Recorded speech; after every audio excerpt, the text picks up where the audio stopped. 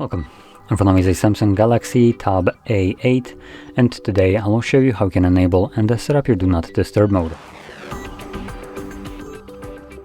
So to get started, swipe down from the top of your screen to show your notification tray, and swipe down once again to extend the list of visible toggles. Next, look for the Do Not Disturb one, which for me it is right over here. Once you see the toggle, first time around you can hold it.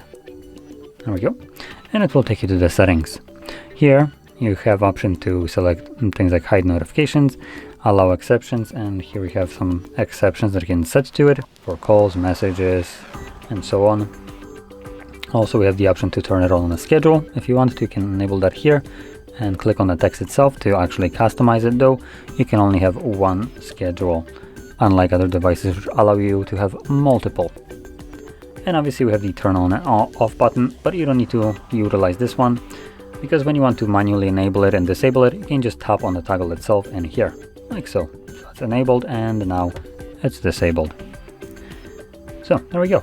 Now if you found this very helpful, don't forget to hit like, subscribe, and thanks for watching.